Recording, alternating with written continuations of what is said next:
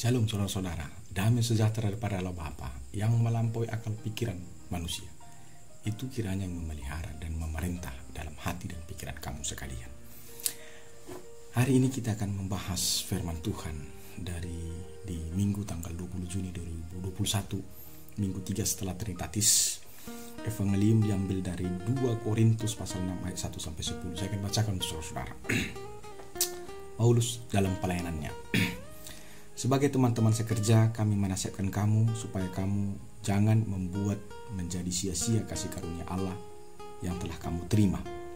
Sebab Allah berfirman, pada waktu aku berkenan, aku akan mendengarkan engkau, dan pada hari aku menyelamatkan, aku akan menolong engkau. Sesungguhnya waktu ini adalah waktu perkenan itu. Sesungguhnya hari ini adalah hari penyelamatan itu. Dalam hal ini pun kami tidak memberi sebab orang tersandung, supaya pelayanan kami jangan sampai dicela. Sebaliknya dalam segala hal kami menunjukkan bahwa kami adalah pelayan Allah, yaitu dalam menahan dengan penuh kesabaran dan penderitaan, kesesakan dan kesukaran, dalam menanggung dera, dalam penjara dan kerusuhan, dalam berjerih payah, dalam berjaga-jaga dan berpuasa, dalam kemurnian hati, pengetahuan, kesabaran, kemurahan hati, dalam Roh Kudus dan kasih yang tidak munafik, dalam pemberitaan kebenaran dan kekuasaan Allah dengan menggunakan senjata-senjata keadilan untuk menyerang ataupun untuk membela, ketika dihormati dan ketika dihina, ketika diumpat atau ketika dipuji, ketika dianggap sebagai penipu namun dipercayai, sebagai orang yang tidak dikenal namun terkenal, sebagai orang yang nyaris mati dan sungguh kami hidup, sebagai orang yang dihajar namun tidak mati, sebagai orang yang berduka cita namun senantiasa bersuka cita, sebagai orang yang miskin namun memperkaya banyak orang, sebagai orang yang tak bermilik sekalipun kami memiliki segala sesuatu. Tema minggu kita hari ini adalah pelayanan yang penuh kasih. Saudara-saudara, kita akan belajar bagaimana hubungan Paulus dan bagaimana kasih di jemaat atau di gereja Korintus. Saudara-saudara, Paulus ini adalah seorang tokoh gereja yang besar, dan dia menjadi rasul bagi orang-orang non-Yahudi atau orang-orang tidak bersunat. Banyak gereja yang didirikan Rasul Paulus, termasuk gereja Efesus, gereja Galatia, dan gereja Kolose, dan salah satunya adalah gereja Korintus. Saudara-saudara, menurut fakta Alkitab, dari sekian banyak gereja yang dibangun Korintus, satu-satunya gereja yang jemaatnya terdiri dari orang-orang yang mapan dan orang yang mampu secara finansial dan ekonomi adalah jemaat Korintus. Akan tetapi Paulus melihat bahwa kelebihan-kelebihan finansial yang ada di dalam Korintus itu tidak diikuti dengan kelebihan-kelebihan dalam berbuat kasih atau kebaikan. Karena itu dikatakan Paulus sebagai teman sekerja dalam ayat 1, kami menasihatkan kamu supaya kamu jangan membuat menjadi sia-sia kasih karunia Allah yang telah kamu terima. Sebab Allah berfirman, pada waktu aku berkenan, aku akan mendengarkan kau, dan pada waktu aku menyelamatkan, aku akan menolong kau. Paulus melihat kelemahan Korintus itu. Dia unggul dalam finansial, tetapi orang Korintus tidak unggul di dalam berkasih karunia, dalam menolong, dalam membantu. Nah, bagaimana dengan hidup kita? Bagaimana dengan hidup saudara? Saya melihat ada banyak orang yang memang secara finansial dia berkelebihan, tetapi di dalam hal menolong, membantu orang lain, berkorban untuk Tuhan, dia sangat miskin sekali. Harapan saya dan saudara, semua orang yang mendengar khotbah ini dan di gereja kita, tipe-tipe seperti manusia Korintus ini, kiranya Tuhan, kalau ada, Tuhan membuka hatinya.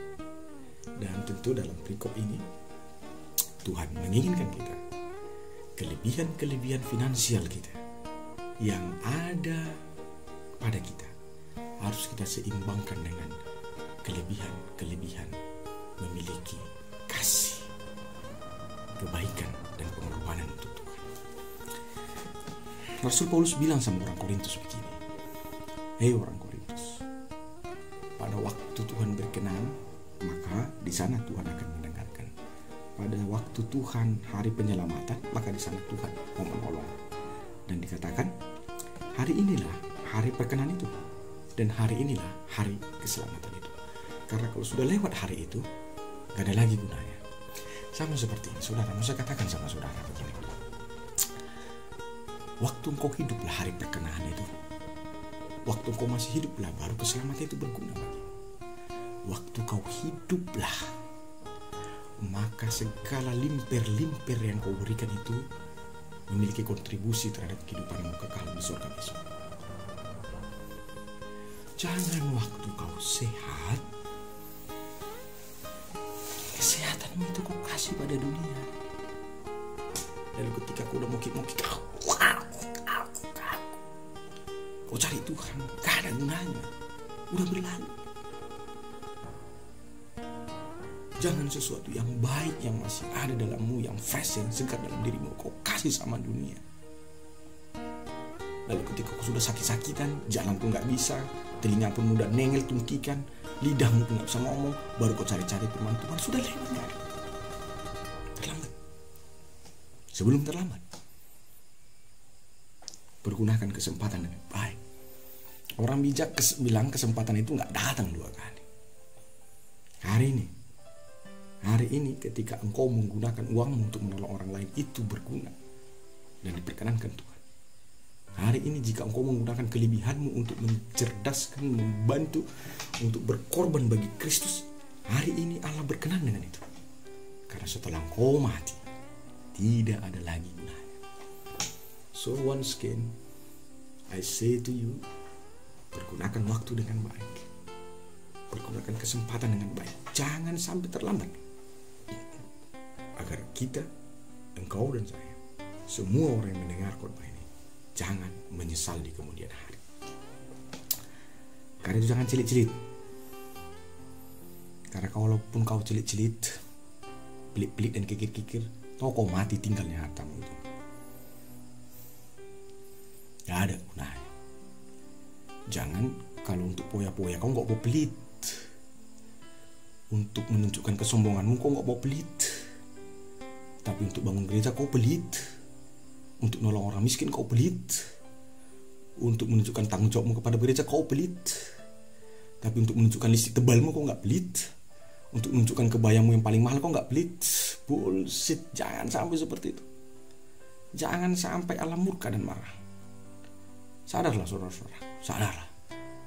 Karena waktunya akan tiba. Akhir zaman semakin dekat.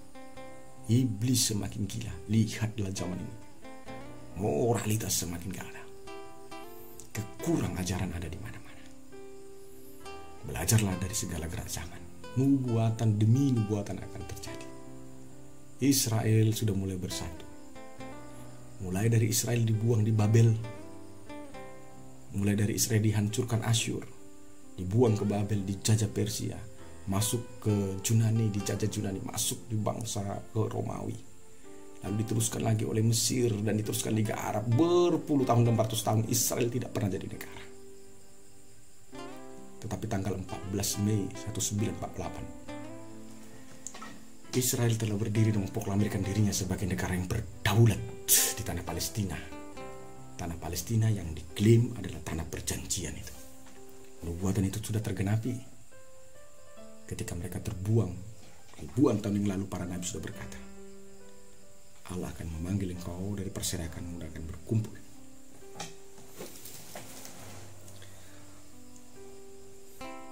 Satu lagi nubuatan. Yom Yahweh, the God of Day, hari Tuhan. Yang menurut Alkitab itu akan terjadi dan tergenapi pada masa kedatangan Yesus kedua kali. Saudara-saudara yang saya kasih dalam Kristus Yesus Tuhan kita, pelayanan yang penuh kasih. Lalu Paulus bilang begini sama orang Korintus, saya pernah melayani kamu. Bahkan saya yang mendirikan gereja sehingga ada gereja di Korintus. Tapi ingatkah kamu, kata Paulus. Paulus ingin mengingatkan orang Korintus, flashback ke belakang. Selama saya melayani kamu, apakah saya pernah membuat kamu menderita? Apa saya pernah meminta-minta mengemis kepadamu sehingga membebani kamu untuk saya bisa makan? Paulus katakan tidak, tapi saya cari makan sendiri agar pelayanan saya tidak menjadi batu sandungan bagi siapa saja. dan kamu tidak mencela saya karena kekurangan saya, kata Paulus. Saudara-saudara yang saya kasih dalam Kristus Yesus Tuhan kita, sama saja Paulus mau bilang begini sama orang Korintus.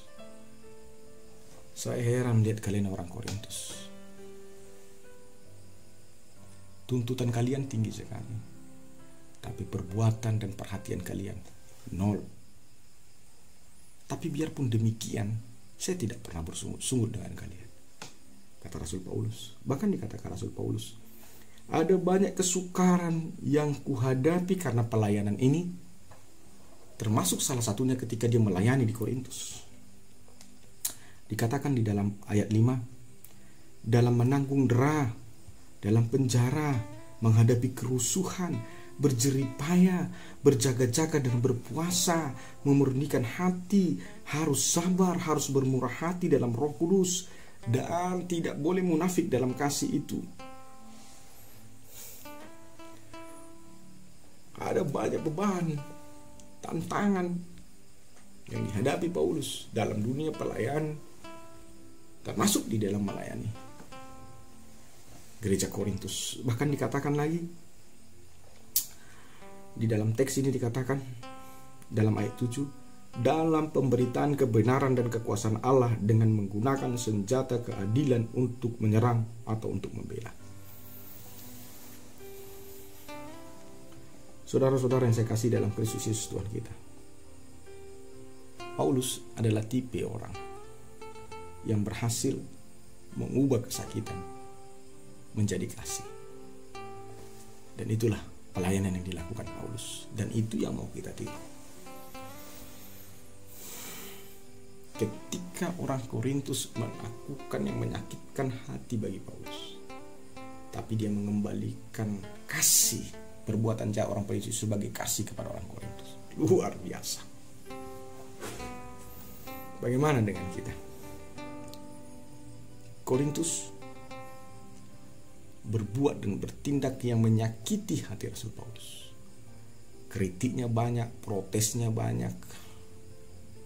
Kurang ini, kurang itu, kurang begini, terlalu kasar, terlalu baik, terlalu lembek, terlalu tegas, terlalu begini. Saya sudah tua, saya nggak boleh dimarah-marah. Kalau salah pun saya nggak boleh dimarahi, nggak boleh ditegur. Banyak sekali kerusuhan yang harus dihadapi Paulus. Tetek banyak macam mereka sampaikan. Tapi Paulus, kesakitan yang diberikan orang Korintus, gereja Korintus kepadanya, tapi dikembalikan kesakitan itu yang diberikan orang Korintus itu dikembalikan Paulus sebagai kasih kepada orang-orang di Korintus. Dan itulah yang dimaksud teks ini, pelayanan yang penuh kasih. Saudara-saudaraku saya kasih dalam Kristus Yesus Tuhan kita, dunia ini membutuhkan pelayanan-pelayanan seperti Paulus. Bagaimana kita mengembalikan kasih atas kejahatan yang diterima daripada orang lain. Sangat menyakitkan. Tapi itulah panggilan daripada pelayanan dan sebagai hamba Tuhan itu. Karena itu sekaligus menegaskan kepada kita bahwa jabatan pelayanan itu bukan hak otoritas, atau itu bukan struktural jabatan seperti yang ada dalam sistem kerajaan dan sistem pemerintahan atau militerisasi di dunia ini. Tapi jabatan gerejawi, jabatan pelayanan, itu adalah panggilan pengorban untuk Kristus. Sacrifice for Christ. Jadi adalah tidak sah jika seseorang berkata dia hamba Tuhan, dia pelayan Tuhan, tapi dia tidak pernah menderita untuk Kristus. Saudara-saudara, Rasul Paulus juga menerangkan kepada kita bagaimana Rasul Paulus merasakan suka dan duka dalam pelayanan itu. Dikatakan Rasul Paulus merasakan dipuji, dia juga merasakan dihina. Rasul Paulus juga mengatakan bahwa dia merasakan ketika dia dianggap penipu dan ketika dia dianggap dipercayai. Lalu Rasul Paulus juga merasakan ketika dia dianggap sebagai orang yang dikenal, namun sebagian juga orang menganggap dia sebagai orang asing. Dia melewati semua itu dan dia memakai semua itu untuk kemuliaan Tuhan.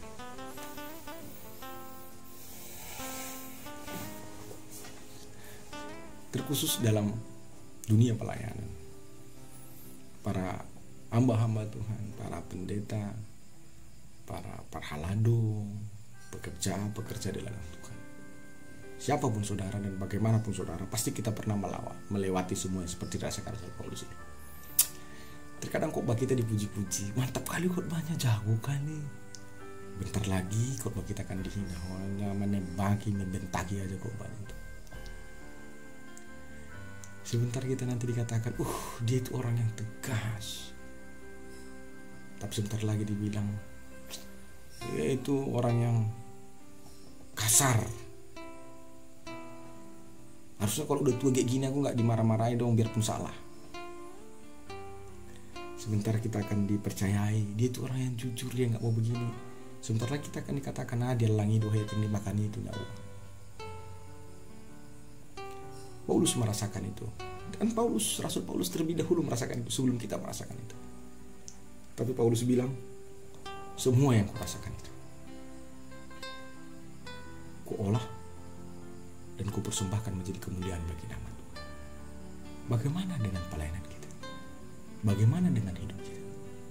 Saudara-saudara, itulah yang dimaksud dengan pelayanan yang penuh kasih. Bagaimana suka dan duka di dalam hidup ini. Bagaimana suka dan duka di dalam mengikut Tuhan itu. Ketika kita dipuji dan ketika dihina. Ketika kita didengarkan orang dan ketika kita ditolak orang. Mampukah kita meracik itu untuk menjadi kemuliaan bagi nama Tuhan? Dan kalau kita mampu, itulah yang dimaksud dengan pelayanan yang penuh kasih. Saudara-saudaraku yang saya kasih dalam Kristus Yesus Tuhan kita. Dalam konteks ini, dalam ayat yang ke-9 sampai dengan ayat yang ke-10, di sini terjadi sebuah rivalisasi atau sebuah konfrontatif antara kenyataan dunia dan kenyataan Allah. Antara apa yang kita lihat dan yang kita rasakan dengan apa yang kita imani maksud saya. Terjadi konfrontatif dan rivalisasi pertentangan yang hebat. Tapi di atas dua kenyataan ini, kenyataan Allah tetap menang. Itu mengapa dikatakan Rasul Paulus di ayat 9, sebagai orang yang tidak dikenal namun terkenal, sebagai orang yang nyaris mati tapi sungguh kami hidup, sebagai orang yang hendak dihajar namun gak mau mati, sebagai orang yang berduka cita namun senantiasa bersuka cita, sebagai orang yang miskin namun memperkaya banyak orang, sebagai orang yang disebut tak bermilik, sekalipun seluruh gereja itu, jemaat itu adalah miliknya. Poin yang ketiga ayat 9-10, firman Tuhan mau bilang begini. Orang punya rancangan yang jahat sama kita, tapi Allah kita akan mengubahkan rancangan jahat itu menjadi berkat bagi kita. Apa rancangan jahat dunia dan orang kepada kita? Yang pertama dikatakan, kita dijadikan orang yang tidak terkenal. Kenapa orang ngejek-ngejek kita? Supaya kita tidak terkenal. Tapi Allah mengubah fitnah itu, membuat kita menjadi terkenal. Orang tidak sadar karena dia terlalu sering menggosip kita. Akhirnya dengan cara itu kita menjadi artis yang dikenal orang, dan orang jadi mau cari tahu siapa kita. Itu hebatnya Allah itu. Yang kedua dikatakan begini, ketika kita dipuji, ketika kita diumpat, tetapi kita dipuji, tapi kita terpuji. Dan ketika kita dianggap penipu, tetapi kita dipercayai. Jadi saudara-saudara, kenyataan pahit yang diberikan iblis dan dunia ini agar membuat kita tidak nyaman dalam melayani Tuhan di gereja itu. Jangan sampai mensugesti engkau sehingga engkau menganggap bahwa kenyataan pahit di pelayanan itu. Tapi biarkan Allah datang dan bekerja di atas segala fakta, tuduhan, rancangan itu agar Allah mengubahkannya dan mengubah rancangan itu menjadi rancangan kebaikan kepada kita. Nah, Ada banyak orang yang berniat ingin membunuh kita, tapi sampai sekarang kita sehat-sehat dan hidup-hidup saja. Ada banyak orang yang ingin menyantet kita, mulai dari biku panjang sampai biku tengah sampai biku pendek. Mulai dari santet yang mematikan sampai santet yang membuat sakit, lumpuh dan macam. Tapi kita sehat-sehat saja sampai sekarang. Tahu kenapa? Karena Allah mengubahkan santet itu menjadi vitamin dan kesehatan bagi orang-orang yang mengandalkan Tuhan. Ketika Tuhan mengubahkan rancangan orang jahat menjadi rancangan berkat bagimu, saat itulah engkau melakukan pelayanan yang penuh kasih.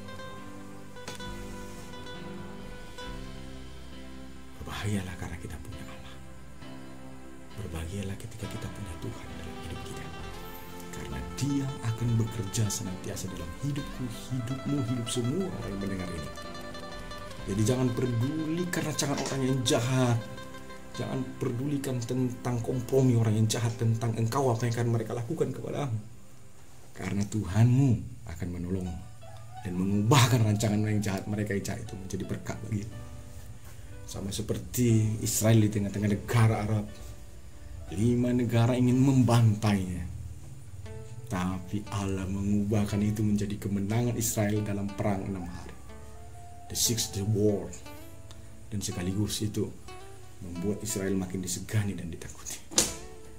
Jika Israel dimenangkan, jika Allah mengingat janjinya kepada Israel ribuan tahun yang lalu, apalagi kita, Dia akan mengingat janjinya kepada kita di dalam Kristus Yesus, Tuhan dan Juru Selamat kita. Tuhan Yesus memberkati. Shalom.